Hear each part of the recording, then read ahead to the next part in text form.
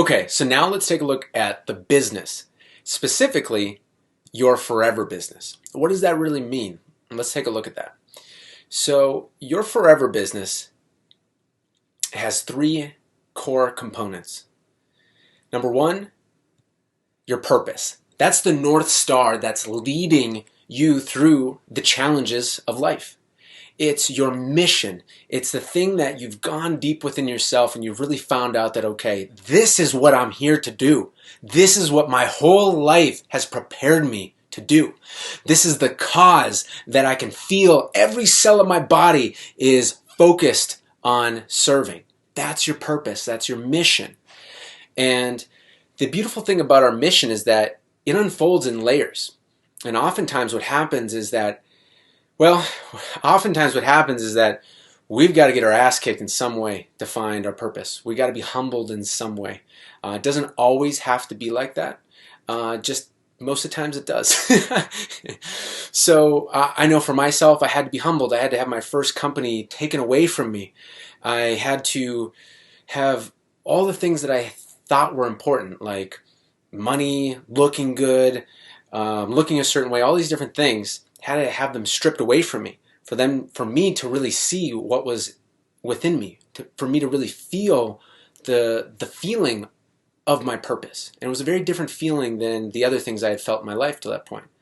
And since I had everything stripped away at that lowest point when I was around 21 or so, that's when I said, okay, all the things that I thought were important I got stripped away from them. So the only thing that feels real is this feeling of my purpose.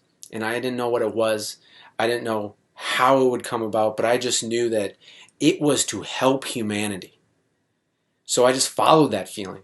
I listened to my mentors, and over time it started opening up more and more, layer by layer. And that's typically how it is for your purpose. One of the biggest existential questions of humanity is, why do I exist? What's that drive that has me going beyond money and freedom? Because once you get enough money and freedom, it's always great, absolutely. Yet there's a different level of fulfillment, and I believe we need all of those, okay? So wherever you're at with your purpose right now, maybe you absolutely know it. Maybe you don't, and you're searching for that first feeling, that first spark, or maybe you felt at different times. Either way, after studying the research for over 8, 9, 10 years now, I've seen with all these different people that it's a layer by layer process. It's almost like you kind of connect to a little bit more of it, and it starts unfolding and piecing together. And then even when you're really dialed in with it, once you go down that path, there can be a bigger part of it open up more and more. So your purpose will always be evolving. Not necessarily changing, but once you click into the lane that's always been there the whole time, then it'll continue to evolve of how that can be. So wherever you're at right now is completely fine and it's completely great. And that's another thing I really want to emphasize, is that you're not going out and finding your purpose. It's already within you. What it really is us peeling back the layers that we have from who we truly are inside, from the truth within us. And we have many layers from our past pains, our hurts. Maybe we were told by teachers or adults, or what was conditioned onto us. All those different layers. And that's really what this process is it's peeling them back to get the truth of who you really are inside, what you really care about, and what you want to do, and your style of doing it as well. And that's why, again, it's your genius. There's 22 different types of genius, which we'll get into in the second module of what your specific combination is. And you get to do it your way, okay? There's many different styles. And we'll get into that in Module 5, as well as a couple of different personality profiling, so you can have a really complete picture of who you are and your purpose, okay? So that's your mission. This is in your forever business, and it leads the way. The other thing is your passion. What do you love? What do you love to do? What are the things that you lose track of time when you're doing it? What are the curiosities that you have that you're like, I don't know how that could ever make me money, but I'm just curious about it. I'm just interested. I don't even remember how much it was, but I went over the biography of Leonardo da Vinci, and I think it was like 20 hours or something like that. And he's one of the greatest examples of curiosity. He had all these different curiosities of finding these different things that did not make sense at the time, whether it was engineering, architecture, painting, the anatomy of humans, anatomy of animals, all these different things. And that's just scratching the surface. He had so many curiosities. And at the time, they didn't make sense. And he had people telling him just stay and focused on one thing, okay? And there's truth in focusing on one thing, but also what I see all the time in the genius research is that people have curiosities for a reason. They have things pique their interest for a reason. And what those are is they're like threads. They're clues that as you follow that and you research those certain things, or you look into them, or you spend some time, whether it's music or whatever you're looking up to, then over there comes a point where all of a sudden it clicks. And the things that you learned from that path all of a sudden integrate with your work and allow you to have unique value.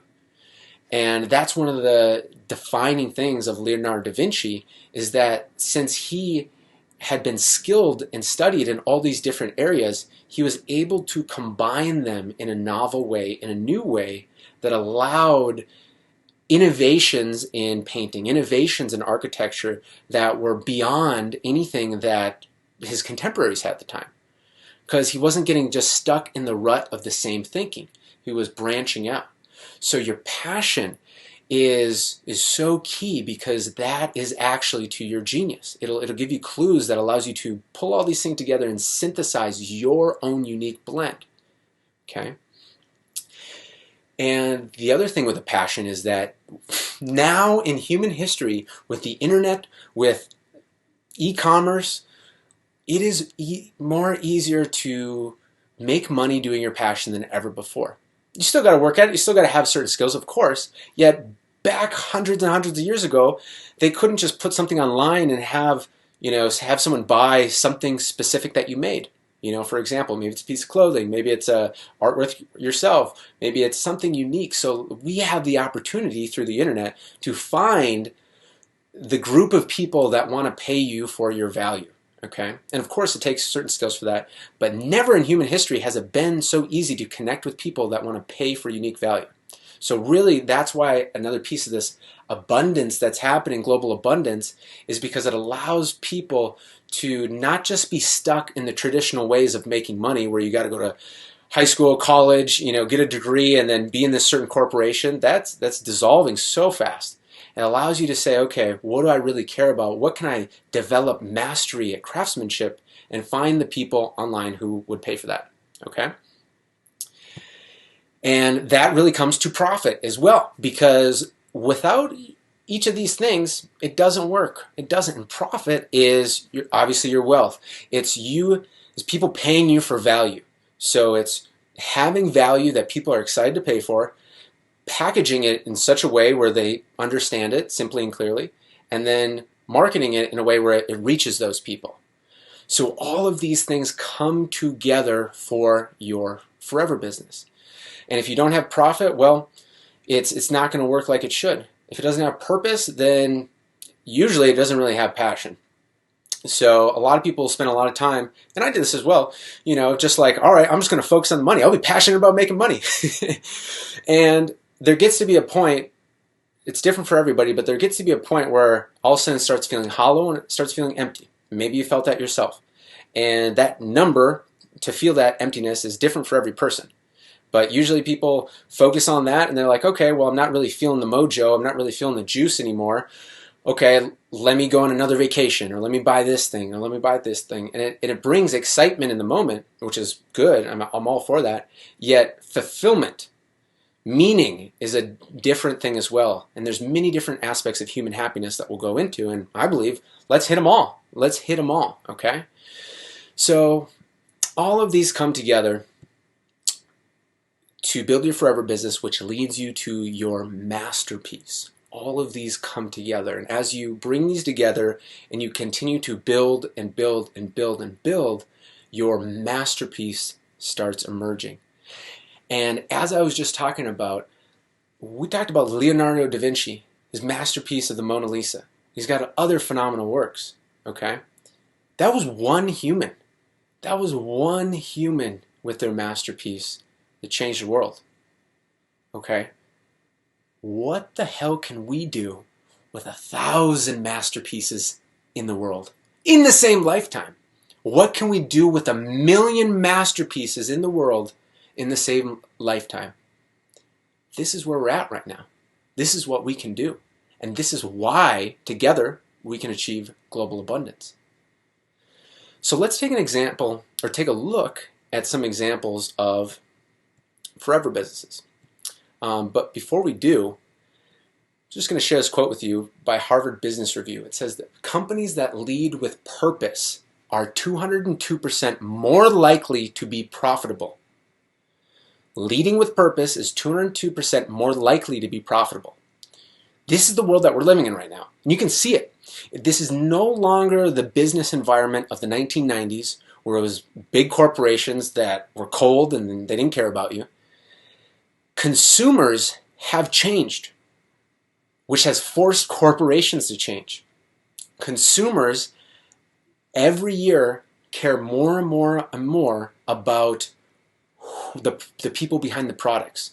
You know, for an example, like in the cosmetic industry, there's more and more people who want cruelty-free testing. They don't want animals to be tortured for cosmetics. More and more customers care about that.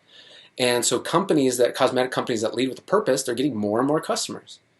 And corporations won't change unless they're forced to change. And this has already happened enough over the last 20 years where this is not even the trend. This is like, if it's been the trend for a while, and if you don't adapt now, it's going to be out of business. And this isn't just me saying this. This was Forbes saying this. This was my mentor, Yannick Silver, saying this 5, 10, maybe even 15 years ago. Okay?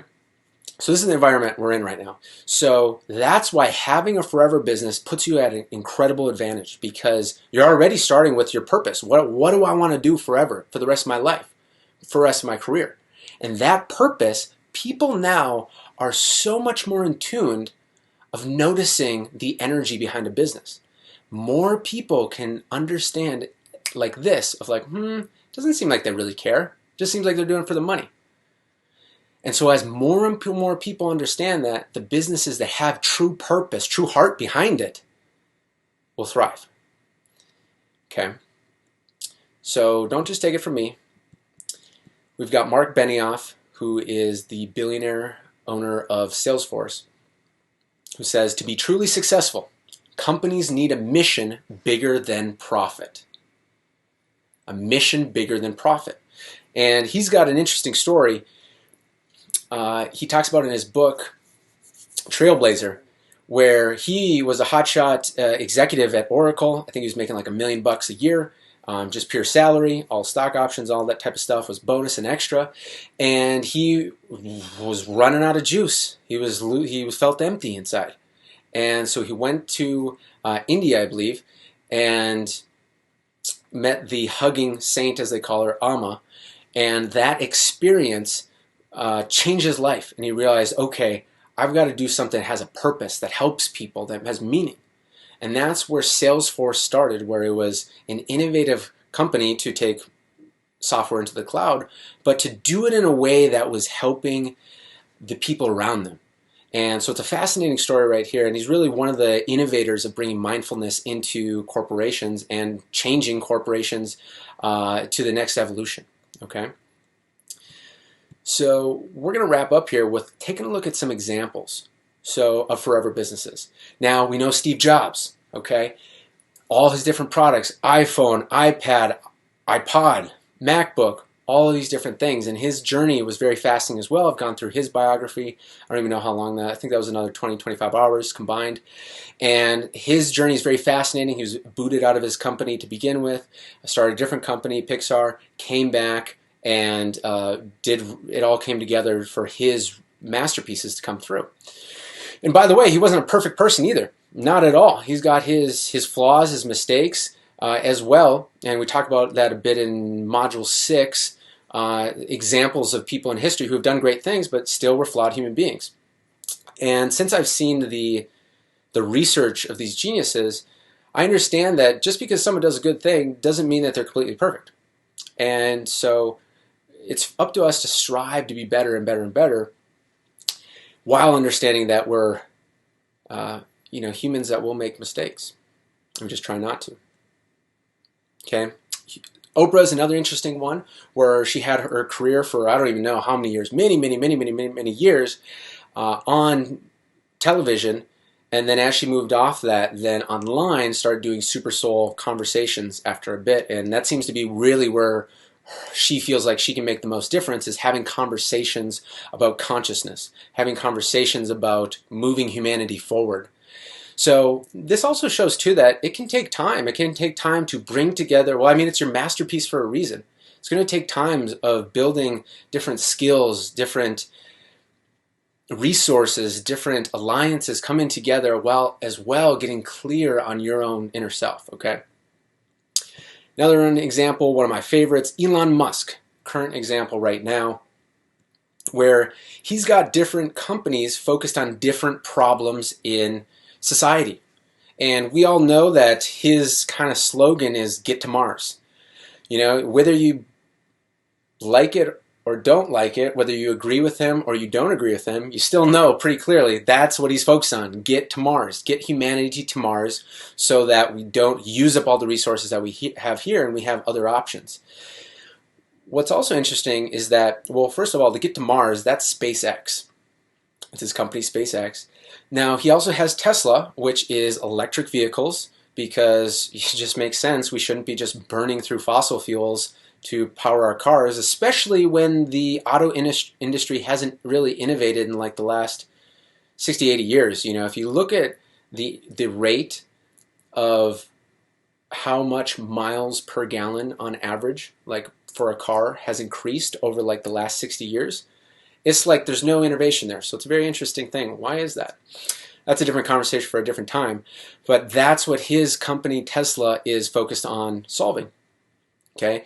And then we also have Solar City. So we got tons of sunlight here, so why not have America on electric powered for all the homes? So you can see how his companies are really solving the problem of dwindling resources on this planet. So we don't have to just burn this, so we don't have to tax this planet so much to keep us alive, okay? And another one we've got here is Amelia Earhart. So I put her in here because, A, it was amazing what she's done, where she's flown over the ocean, and the thing is that your forever business can look in many different ways. The whole point of Decode Your Genius is bringing our differences together in a very collaborative, synergistic way, okay? So don't ever think that yours has to look like something in particular. I mean, you look at Steve Jobs with the iPod, that didn't look like anything before that. So feel free to innovate. That's really part of the culture here, is to go first and innovate in areas that people aren't even thinking about, okay?